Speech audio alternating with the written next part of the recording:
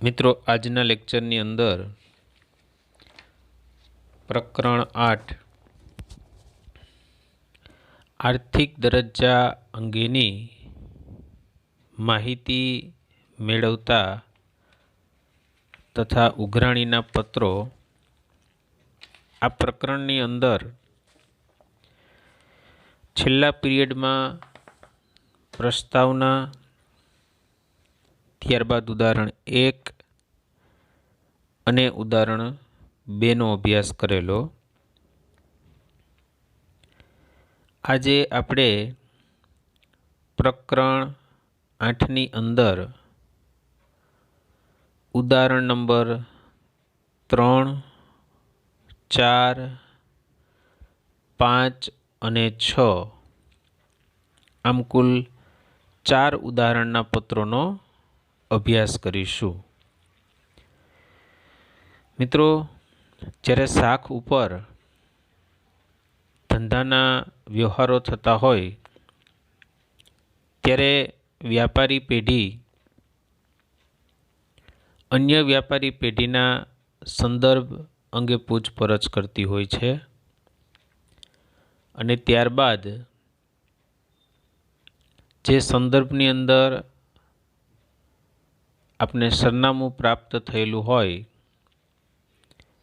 એમને વેપારી પેઢી અંગેના આર્થિક દરજ્જાની પૂછપરછ થતી હોય છે. આવું જ એક ઉદાહરણ આપણે જોઈએ, જે આપણું ત્રીજું ઉદાહરણ છે, જે અગાઉના ઉદાહરણ સાથે જોડાયેલું છે, એટલે કે લિંકમાં છે. સૂચનાને સમજીએ. શાખ પર માલ સામાન મેળવવા માંગતી પેઢી અંગે અભિપ્રાય મેળવવા માટે અન્ય વ્યાપારી પેઢીને લખવામાં આવતો પત્ર. મિત્રો, આપણે છેલ્લા પીરિયડમાં જે આપને 2 પ્રત્યુત્તર મળેલા હતા, એમાં એક સરનામું વ્યાપારી પેઢીનું કમલ ફાર્મસી એન્ડ કોસ્મેટિક્સ વડોદરાનું હતું. તો મિત્રો, આજે આપણે એક કમલ ફાર્મસી એન્ડ કોસ્મેટિક વડોદરાને પત્ર લખી અને 9 વધુ નોવેલ્ટી સ્ટોર કે જે નડિયાદ ખાતે આવેલું છે એમના વિશેનો અભિપ્રાય માંગીશું. તો મિત્રો, આજે આપણે સૌંદર્ય કોસ્મેટિક્સ વડોદરા એ Kamal Pharmacy and Cosmetics, Ganj Bazar, Sayaji road, Vadodara ને પત્ર લખશે અને 9 વધુ નોવેલ્ટીઝના આર્થિક દરજ્જા અંગેની માહિતી પ્રાપ્ત કરશે. વિષયની અંદર 9 વધુ નોવેલ્ટી સ્ટોર્સ નડિયાદની શાખ બાબતે અભિપ્રાય આપવા અંગે. મિત્રો, આ પત્રની અંદર 3 અલગ અલગ પેઢીઓના નામ છે. એક સૌંદર્ય કોસ્મેટિક્સ કે જે પત્ર લખનાર છે, કમલ ફાર્મસી કે જેને પત્ર લખાય છે, અને 9 વધુ નોવેલ્ટીઝ કે જેના વિશે આર્થિક અભિપ્રાય મંગાવવામાં આવે છે.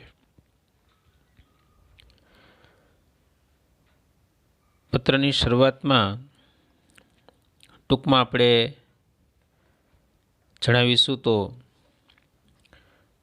નડિયાદ સ્થિત 9 વધુ નોવેલ્ટી સ્ટોર્સ તરફથી તેમના આર્થિક અને વ્યાપારિક દરજ્જાની જાણ માટે આપનો સંદર્ભ મળેલો છે, તે બદલ આપનો આભાર. મિત્રો, નવવધુ નોવેલ્ટ્રીસે કમલ ફાર્મસીનો સંદર્ભ આપેલો કે જેના વિશે પૂછપરછ કરી શકાય.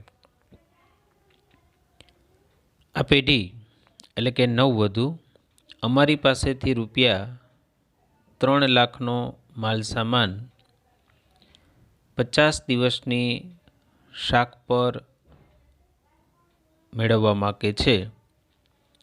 મિત્રો, જ્યારે કોઈ પણ વ્યાપારી પેઢી શાક ઉપર માલ મેળવવા માગતી હોય તો કેટલા દિવસ અને કેટલી રકમ અને કઈ પ્રકારની શરતો છે એના વિશે પત્રમાં ટૂંકમાં ઉલ્લેખ થવો જરૂરી છે.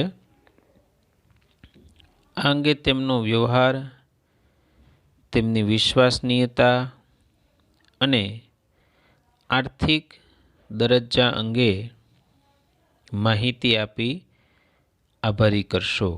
એટલે કે નવવધુ નોવેલ્ટ્રી સ્ટોરના વ્યવહારો, વિશ્વસનીયતા અને આર્થિક દરજ્જાની માહિતી સૌંદર્ય કોસ્મેટિક્સને મોકલવાની રહેશે. આપના દ્વારા આપવામાં આવેલી માહિતી અત્યંત ગોપનીય રાખવામાં આવશે તેની અમે ખાતરી આપીએ છીએ. મિત્રો, અમુક સંજોગોની અંદર એક વ્યાપારી પેઢી અન્ય વ્યાપારી પેઢી સાથે જ્યારે વ્યવહાર કરતી હોય ત્યારે માહિતીઓ છે એ ગુપ્ત રાખવી એ ખૂબ જરૂરી છે, જેથી સાચી માહિતીઓ પ્રાપ્ત થઈ શકે. ભવિષ્યમાં આપને પણ અમારી આ પ્રકારની જરૂરિયાત ઊભી થશે તો અમે યોગ્ય સહકાર આપીશું. આપનો વિશ્વાસુ એબીસી માલિક.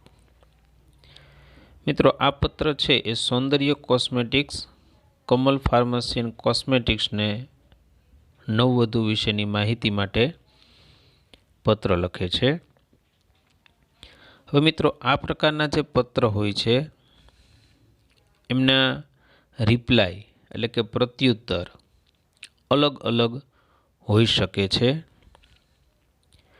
જેમ કે હકારાત્મક હોય, નકારાત્મક પણ હોઈ શકે અને અમુક સંજોગોની અંદર વ્યાપારી પેઢી કોઈ પણ પ્રકારનો પ્રત્યુત્તર આપવા ઈચ્છતી ન હોય તેવો પણ પત્ર હોઈ શકે ખરા.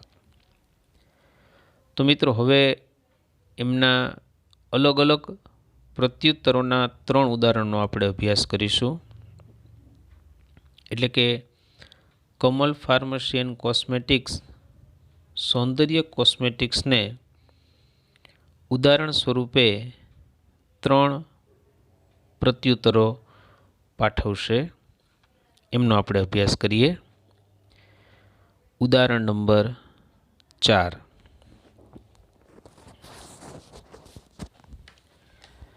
મિત્રો, ચોથા ઉદાહરણની અંદર આપણે જોઈએ તો અભિપ્રાય મેળવવા માટે અન્ય વ્યાપારી પેઢીને લખવામાં આવતા પત્રોનો હકારાત્મક અભિપ્રાય આપતો પત્ર. મિત્રો, અહીંયા હકારાત્મક અભિપ્રાયની વાત થયેલી છે.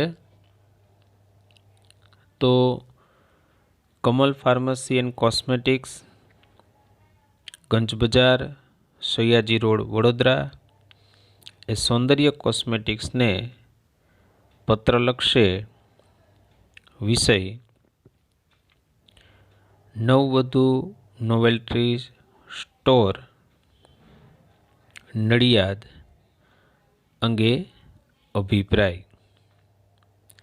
મિત્રો, આપણે સૂચનામાં એવું માલુમ પડેલું છે કે આ પત્ર હકારાત્મક અભિપ્રાય આપતો પત્ર છે. તો અહીંયા નવવધુ નોવેલ્ટ્રી સ્ટોરની આર્થિક દરજ્જા અને વ્યાપારી પદ્ધતિના હકારાત્મક પત્ર લખવાનો રહેશે. ઉદાહરણનો અભ્યાસ કરીએ.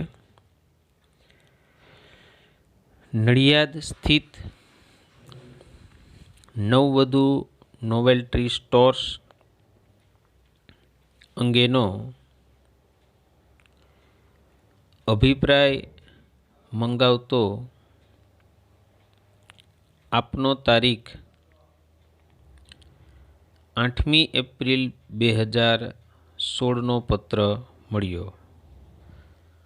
મિત્રો, પ્રથમ પત્રની શરૂઆતમાં અગાઉના પત્રના તારીખ અથવા એમના સંદર્ભનો ઉલ્લેખ જરૂરી છે. અહીંયા 8મી એપ્રિલ 2016 એ આપણે અગાઉ લખેલા પત્રની તારીખ હતી. આપના પત્રના સંદર્ભમાં આ પેઢી અંગે નીચેની માહિતીને ધ્યાનમાં લેશો, જેમાં 3 બાબતો બતાવવામાં આવેલી છે. પહેલી, આ પેઢી સાથે અમે છેલ્લા 10 વર્ષથી ધંધાદારી સંબંધો ધરાવીએ છીએ, એટલે કે લાંબા સમયથી વ્યાપારી સંબંધો એ હકારાત્મક બાબત બનશે. બીજો મુદ્દો જોઈએ તો કે અમે તેમને ઘણી વખતે ₹1,50,000 સુધીનો માલ શાખ પર આપેલો છે અને તેઓ નાણાંની ચૂકવણીની બાબતે ખૂબ જ નિયમિત માલુમ પડેલા છે. એટલે કે એ લોકો શાખ ઉપર માલની ખરીદી કરી અને નિશ્ચિત સમયની અંદર નાણાંની ચૂકવણી કરે એવું માલુમ પડે છે. અને ત્રીજી બાબત જોઈએ તો કે નડિયાદ શહેરમાં તેઓ સારો વ્યાપાર અને શાખ ધરાવે છે, જેથી અમારા માલ સામાનનું વેચાણ પણ વધ્યું છે. તો મિત્રો, ઉપરની 3 બાબતોનો અભ્યાસ આપણે કરેલો, એના ઉપરથી આ પત્ર હકારાત્મક હોય તેવું જણાય છે. આશા રાખીએ કે અમે મોકલાવેલી માહિતી પર્યાપ્ત હશે અને તેમની સાથે ધંધો શરૂ કરવાના નિર્ણયમાં મદદરૂપ થશે. આપનો વિશ્વાસુ XYZ માલિક. મિત્રો, આ ઉદાહરણ આપણે જે જોયું એ હકારાત્મક અભિપ્રાય આપતા પત્રનું હતું. મિત્રો, ક્યારેક કોઈ વ્યાપારી પેઢી છે એ કોઈ પણ પ્રકારની બાહેંધરી અથવા અભિપ્રાય અથવા માહિતી ન આપવા ઈચ્છતી હોય તો એવું પણ એક ઉદાહરણ આપણી પાસે છે. ઉદાહરણ નંબર 5 સૂચનાને જોઈએ. અભિપ્રાય અંગેના વિનંતી પત્રનો બાહેંધરી સૂચક માહિતી ન આપતો પત્ર. એનો મતલબ એવો છે કે અહીંયા કમલ ફાર્મસી છે એ સૌંદર્ય કોસ્મેટિક્સને નવવધુ નોવેલ્ટીઝ સ્ટોર્સ નડિયાદ અંગે કોઈ પણ પ્રકારનો હકારાત્મક અથવા નકારાત્મક અભિપ્રાય આપવા ઈચ્છા ધરાવતી નથી. ઉદાહરણને સમજીએ. Kamal Pharmacy and Cosmetics, Ganj બજાર, સૈયાજી રોડ, વડોદરા એ સૌંદર્ય કોસ્મેટિક્સ, એક રાજ કોમ્પ્લેક્સ, નવા રોડ, વડોદરા ને પત્ર લખે છે. એમના વિષયની વાત કરીએ તો કે નવવધુ નોવેલ્ટી સ્ટોર્સ નડિયાદ અંગે અભિપ્રાય. શ્રીમાન નડિયાદ સ્થિત નવવધુ નોવેલ્ટી સ્ટોર્સ અંગેનો અભિપ્રાય મંગાવતો આપનો તારીખ 8મી એપ્રિલ 2016નો પત્ર મળ્યો. મિત્રો, આપણે જે પ્રથમ ઉદાહરણ જોયેલું આજના દિવસે, એ પત્રની તારીખ 8મી એપ્રિલ 2016 એમના સંદર્ભમાં આ પત્ર લખાય છે, એટલે આપણે એમનો ઉલ્લેખ અહીંયા કરીશું. આપના પત્રના અનુસંધાનમાં જણાવવાનું કે આ પેઢી સાથે, એટલે કે નવવધુ નોવેલ્ટી સ્ટોર સાથે અમે સંપૂર્ણપણે રોકડમાં જ વ્યવહાર કર્યો હોવાથી એમને શાખ પર માલ આપવો કે નહીં તે અંગે અમે સ્પષ્ટપણે કહી શકીએ તેમ નથી. એનો મતલબ એવો કે આ વર્તમાન વ્યવહાર છે એ રોકડમાં જ થયેલો છે, તેથી અમને શાખ એટલે કે ઉધાર માલના ખરીદ વેચાણ અંગેનો કોઈ પણ પ્રકારનો અનુભવ જણાયેલો નથી. અમારા લાયક અન્ય કોઈ ધંધાકીય જાણકારી જોઈતી હોય તો જણાવશો. પૂછપરછ બદલ આભાર. આપનો વિશ્વાસુ XYZ માલિક. તો મિત્રો, આપણે જે 5 નંબરનું ઉદાહરણ જોયું એમાં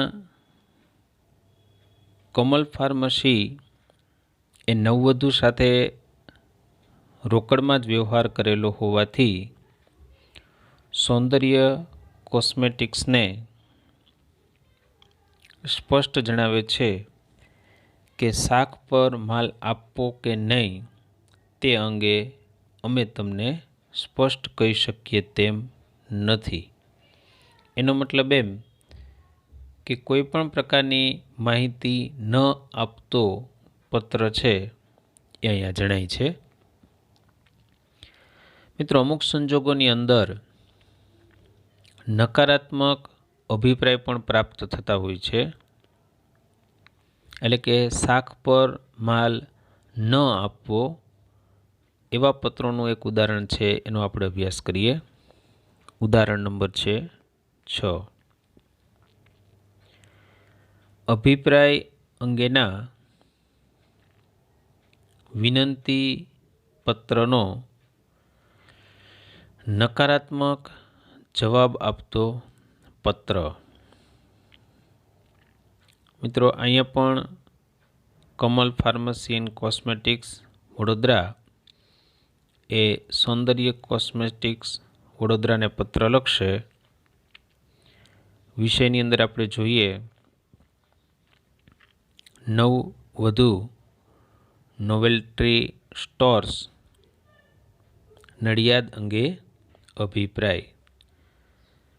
મિત્રો, અહીંયા સૂચનામાં આપણે જોયેલું કે નકારાત્મક જવાબ આપતો પત્ર માલુમ પડેલો છે. શ્રીમાન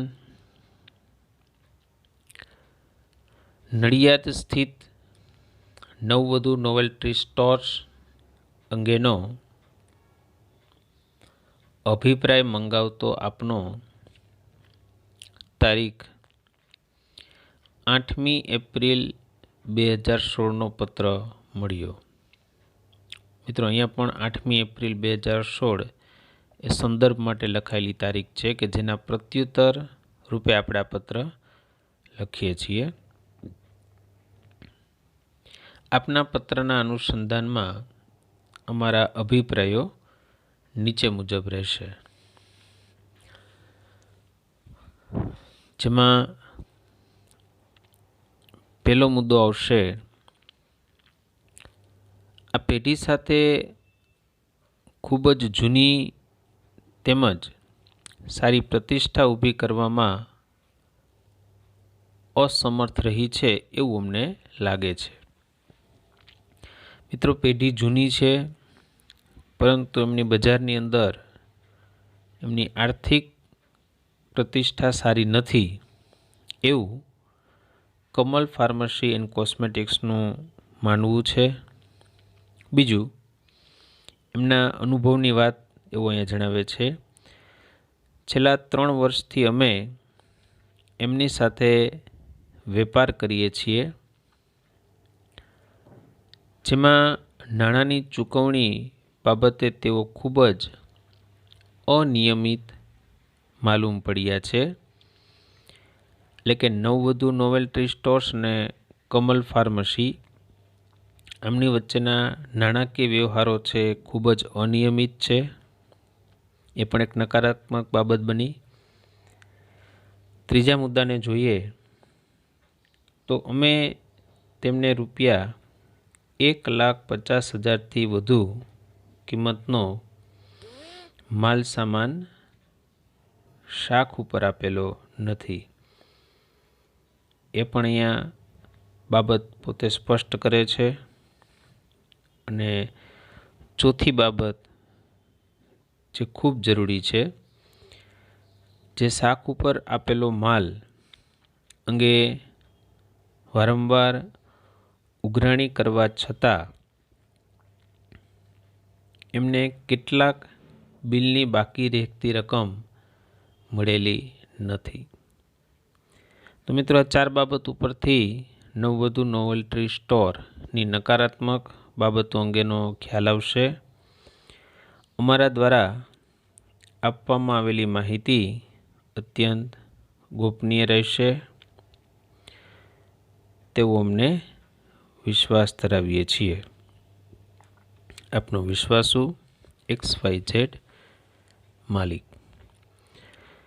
તો મિત્રો, આજે આપણે અન્ય વ્યાપારી પેઢી પાસેથી અભિપ્રાય મંગાવતો પત્ર અને ત્યારબાદ એમના 3 અલગ અલગ પ્રકારના અભિપ્રાય વિશેના ઉદાહરણોનો અભ્યાસ કરેલો છે.